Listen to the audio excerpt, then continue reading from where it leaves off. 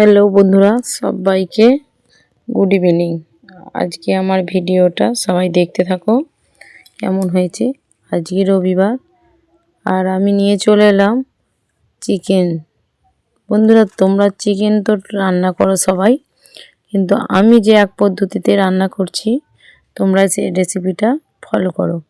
তোমরা এইভাবে বন্ধুরা চিকেন যদি করতে পারো খেতে দুর্দান্ত হয়, অসাধারণ হয় রেসিপিটা। আর এইভাবে চিকেন করলে একটা নতুন রেসিপি তা দেখেছো তোমরা অনেক অনেক ভিডিওতে। আমি কি দিয়ে বানালাম বলো তো? আমি বানাচ্ছি পালং শাকের চিকেন, মানে কথা চিকেন পালং যেটাকে বলে। বন্ধুরা, তোমরা এইভাবে বানিয়ে খেয়ে দেবে, দেখবে দুর্দান্ত রুটি, পরোটা, ভাতের সঙ্গে দারুণ লাগে। আমি আলুগুলো ভেজে নিয়েছি যেভাবে চিকেন করে সেইভাবেই। এবার আস্তে আস্তে করে নিয়ে আমি যেহেতু চিকেনটা কিছুটা তুলে রাখবো বন্ধুরা, বুঝলে তো? এবার আলুগুলো কষা হবে, আলুগুলো একটু ভাজা ভাজা করে নিয়ে তারপরে তোমরা দেখতে থাকো। যেভাবে আর কি চিকেন তৈরি করে সেভাবেই বানালাম। দুদিন ধরে আমার কোনো বড় ভিডিও ব্লগ দেওয়া হয়নি, যার কারণে আমি আজকে একটা এই রেসিপি দিলাম তোমাদের কাছে।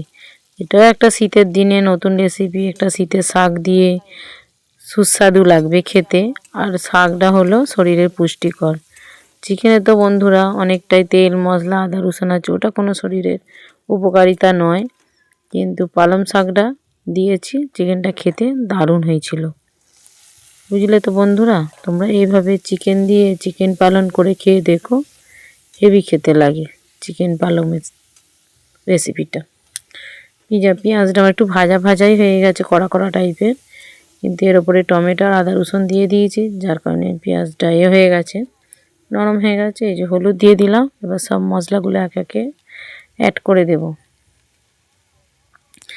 ভাবুনি বন্ধুরা যে পেঁয়াজগুলো আমার একটু লাল লাল বেশি হয়ে গেছে বলে আমার চিকেন কষাটা খেতে ভালো হয়নি। চিকেন কষার রঙটা দেখলে বন্ধুরা তোমরা চমকে যাবে, জানো তো? দারুণ রং হয়েছিল চিকেন কষাটা, খেতে দেখতে যা হয়েছিল অসাধারণ একদম, কিন্তু খেতেও দারুণ টেস্টি হয়েছিল। এই যে মশলাটা আমার কষা হয়ে গেছে, এর উপরে চিকেনগুলো এবার দিয়ে দেবো। তেল ছেড়ে গেছে, মশলাটা বেশি নয়, এটা 250 থেকে 300 গ্রাম চিকেন ছিল, যেহেতু আমরা একবেলা খাবো, দুটো লোক হয়ে যাবে, জানো তো বন্ধুরা?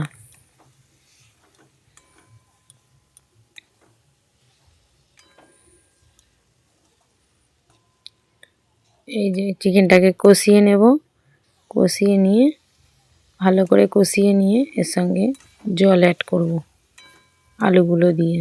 এখনও হয়নি, এই সবই দিয়েছি। তোমরা দেখতে থাকো কষাটা।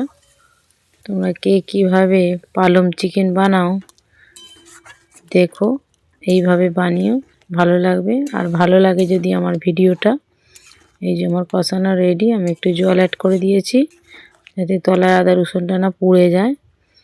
জল অ্যাড করে দেওয়ার পর কষতেই থাকবো যতক্ষণ একটু তেল ছেড়ে যায়, তারপর আলুগুলো দিয়ে দেব, জানো তো? এই যে কষানো রেডি, এরপর আলুগুলো আমি দিয়ে দেব।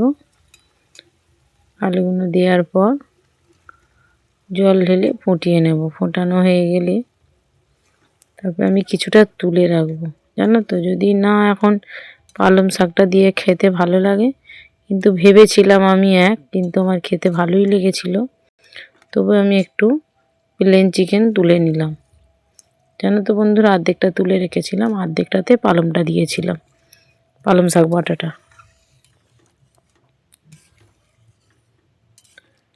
বুঝেছো বন্ধুরা? আমার কষানো হয়ে জল অ্যাড করে দিয়েছি, এবার ফুটে গেলে চিকেনটা পুরো কমপ্লিট রেডি হয়ে গেলে আমি এখান থেকে কিছুটা তুলে রাখবো। আমি জলটাও মেরে ফেলেছি। আর কালার দেখছো বন্ধুরা, অসাধারণ কালার হয়েছে, দেখলেই মনে হচ্ছে খেয়ে ফেলি, জানো তো? এই যেমন কিছুটা হয়ে গেছে চিকেনটা, খানিকটা তুলে নিয়েছিলাম, আর এই অল্পটুকুনিতে আমি পালং শাকটা বাটাটা দিয়েছিলাম।